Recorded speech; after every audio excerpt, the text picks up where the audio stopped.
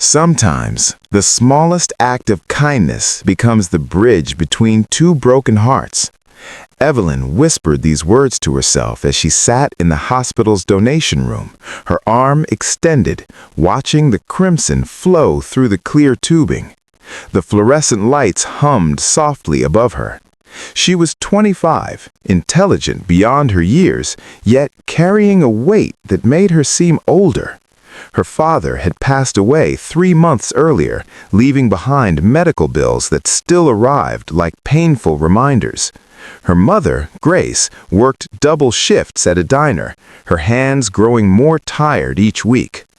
"Why do you do this every month?" asked Dr. Patricia Wells, the attending physician who had grown fond of Evelyn's quiet dedication. "You're already working 12-hour shifts." Evelyn smiled faintly, her eyes distant. "My dad, he needed transfusions near the end. Strangers kept him alive for 6 more months. 6 months of sunrises he got to see. 6 months of holding my mom's hand." Her voice caught. "I can't repay those strangers, but I can be one for someone else." That someone was Julian Ashford, 34, unconscious in the emergency wing after a severe car accident. The nurses spoke in hushed tones about the critical situation, the rare blood type, the desperate need. Evelyn didn't ask questions. She simply gave what she could. 3 weeks later, Evelyn was restocking supplies in the pediatric ward when a small voice called out, "Your shoes are pretty." She turned to find a little girl, no more than 4, with auburn curls and eyes that held a sadness too deep for her age. The child sat alone in the hallway, clutching a worn stuffed rabbit. "Thank you, sweetheart." Evelyn knelt down, her nurse's instinct immediate. "Are you waiting for someone?" "My daddy. He's talking to doctors about my heart." The girl touched her chest absently. "It doesn't work right. Mommy's in heaven now, so Daddy worries extra." Evelyn's breath caught. She recognized that particular loneliness, the echo of loss in a child's voice. "What's your name?" Lily Ashford." Over the following weeks, Evelyn encountered Lily during her shifts. The girl was there for monitoring, for tests, waiting for a transplant that might never come. And always there was a man in expensive suits, sitting in uncomfortable chairs, his face etched with exhaustion. Julian Ashford. She learned his name from charts, from whispered conversations between doctors.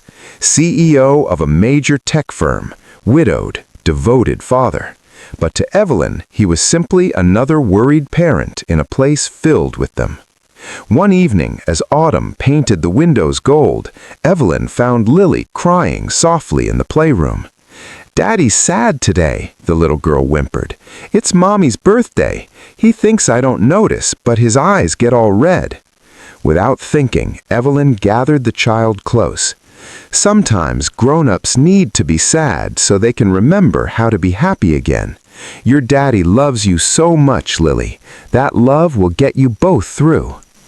"Will you be my friend?" Lily asked, her small hand gripping Evelyn's scrubs. "Please?" "Always," Evelyn promised, feeling something shift in her chest.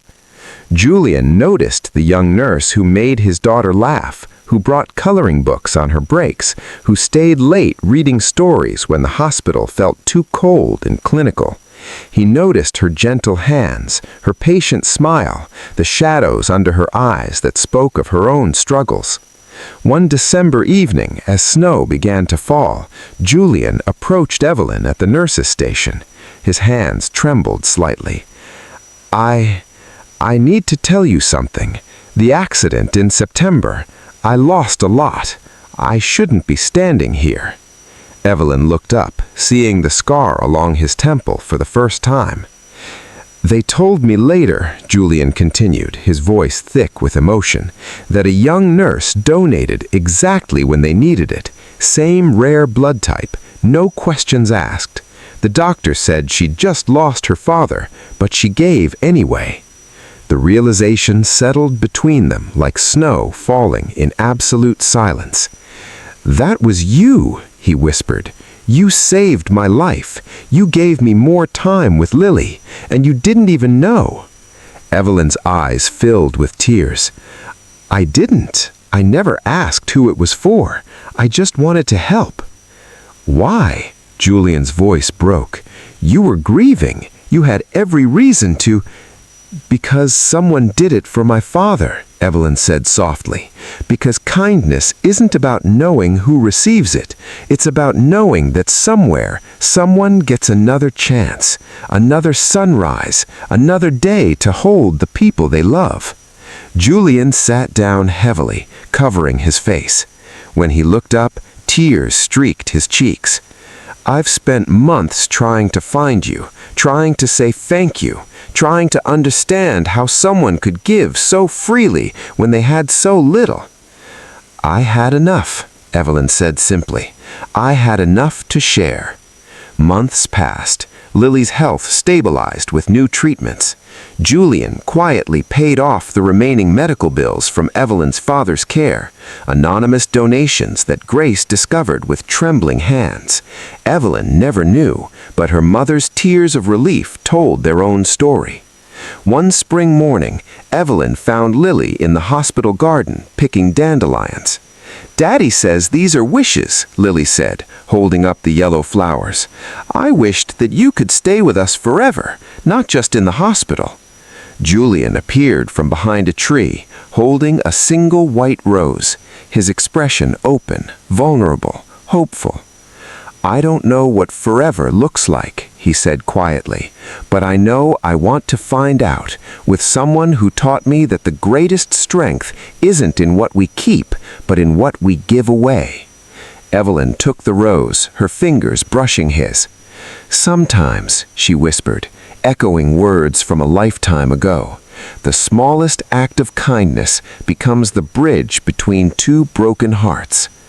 "And sometimes," Julian replied, his voice tender, "it becomes the foundation for something beautiful."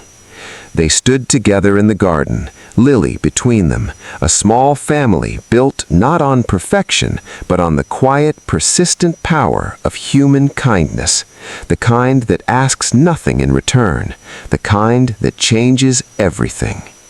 In a world that often feels divided, remember this: your kindness matters. Every small act ripples outward in ways you may never see. Give freely. Love openly. Be the reason someone believes in goodness again. If this story touched your heart, please like, share, subscribe, and comment. Let's spread more stories of kindness and hope together.